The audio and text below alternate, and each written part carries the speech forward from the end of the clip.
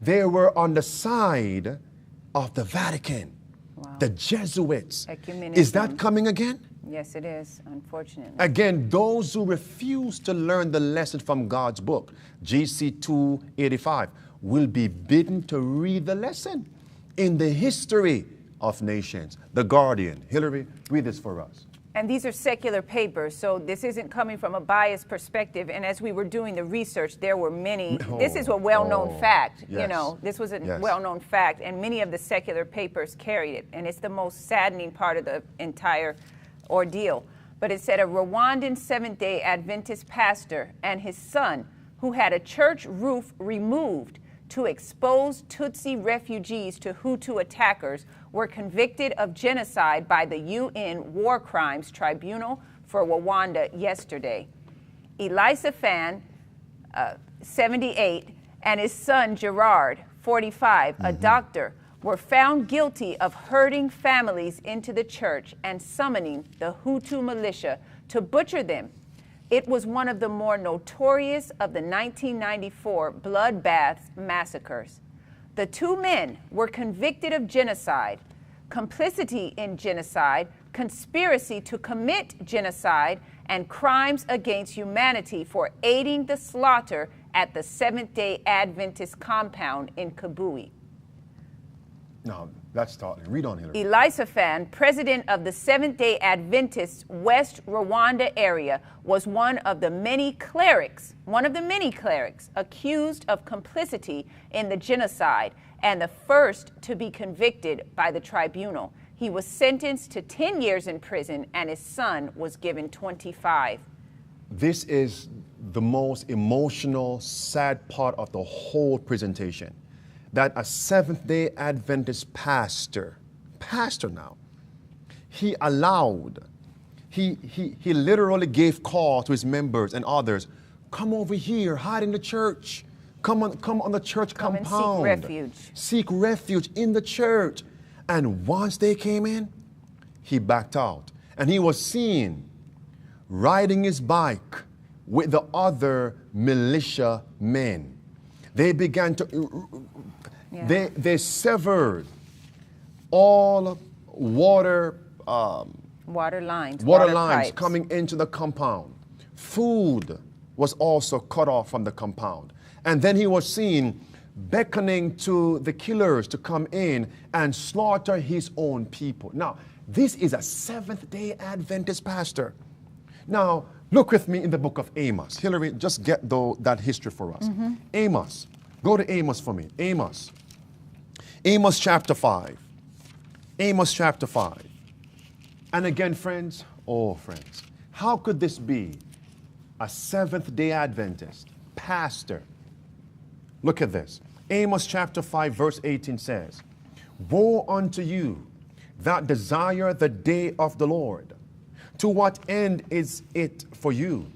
The day of the Lord is darkness and not light, as if a man did flee from a lion and a bear met him, or went into the house, the church, and leaned his hand on the wall, and a serpent bit him. These people were running into the house seeking refuge, and the very pastor turned them over to the killers. Right. They were fleeing from the lion, fleeing from the Roman Catholics. Read that Babylon. For us. Listen carefully what this says. It says, according to journalists and human rights investigators, Pastor Elisa Fan Ntakuratamana, a Hutu and then president of the Seventh-day Adventist Church in the Kabui region, urged Tutsi members of his congregation, as well as others, to take shelter in the Muganero Adventist compound. Now, this compound had a church, a hospital, and also a school. Many also came without prompting from the surrounding bush, avoiding countless militia checkpoints in a harrowing flight for refuge on the Adventist property. Survivors, however, say that any hope of sanctuary at Muganero soon vanished. Water lines were first severed. Then all roads into the mission were cordoned off by Hutu police. On April 15th, as heavily armed Hutu bands and members of the Presidential Guard circled the compound in pickup trucks. Wow. A group of 7 Tutsi Seventh-day Adventist pastors signed a desperate letter to the pastor, Pastor Elisaphan, who was seen riding about the periphery of the mission together with the roving militiamen. Journalist Philip Gorovich would later use a portion of their letter as the title to his award-winning report from the killing fields. Listen. We wish to inform you that tomorrow we will be killed with our families. So they wrote this, yes. I was just going to say 7 pastors wrote a desperate letter hoping that Pastor Elisaphan would do something to help them. Now, and do you know what he said? That's okay. You need to die. There's nothing we can do. Read on. But part of the letter says this: Our dear leader, Pastor Elisaphan, how are you? We wish to be strong in all these problems we are now facing. We wish to inform you that we have heard that tomorrow we will be killed with our families. We therefore request you to intervene.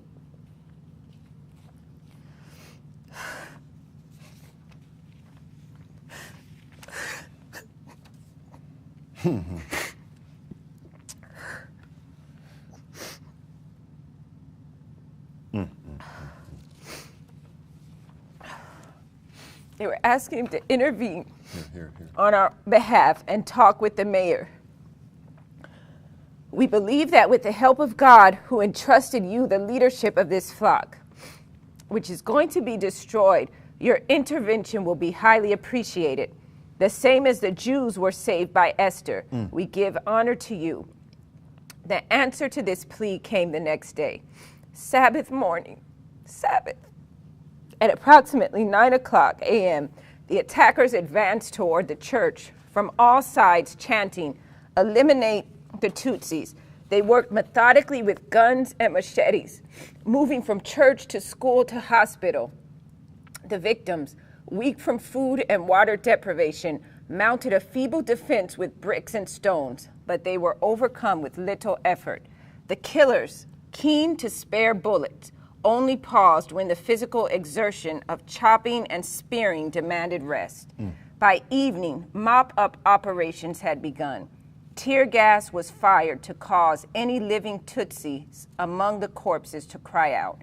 The attackers then made sure these joined the rest. You know, friends, sometimes we have to ask ourselves, are we reading just an account that is fiction? Or did this really take place? And since we know it did take place, the Bible tells us in Ecclesiastes chapter 1, verse 9, that which has been shall be. And in Matthew chapter 10, verse 36, Jesus told us, a man's foes shall be found where? Shall be found where? In his own household. In his own household. Now the question is, was this pastor and his son, look at the screen, look at them. Were these 2 men Jesuits themselves? If they were Jesuits themselves, then they were wolves among the sheep. And if they were not Jesuits themselves, but were influenced by the Vatican, Bribed. that means they were hirelings. Right. They sold out their own people, tribe, and then their own brothers and sisters in the faith. Do we not think these things are going to happen again? Look at this statement here. Look at this statement here.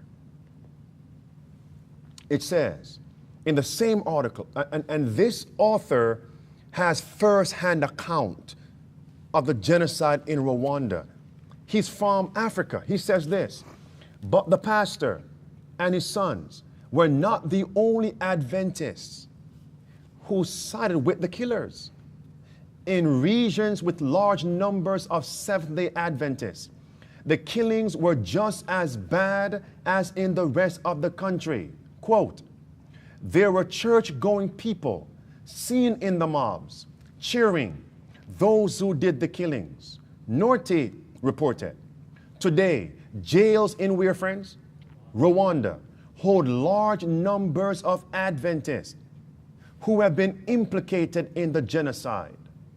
Now, according to one high-level church official I spoke with at the Union office in Kigali, not only Adventist lay members, but numerous Adventist pastors have been convicted by Rwanda's village-level Gakaka courts for their role in genocidal crimes against humanity.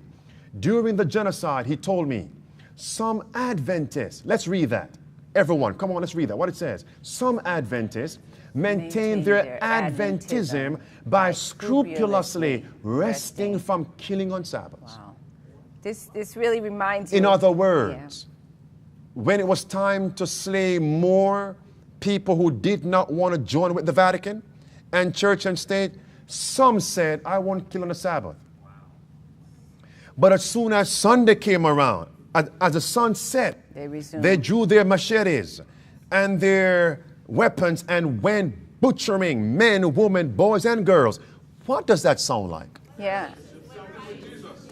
To the crucifixion with Jesus. Mm-hmm. And do you want to read it? Go to John 19 with me. Yes, sir. You were saying. That was the point I was going to make. Yes. Yeah. They wanted to keep, they were so zealous, to keep the Sabbath that they had to get Christ's body down off the cross before sunset so they could keep not only Sabbath but also Passover.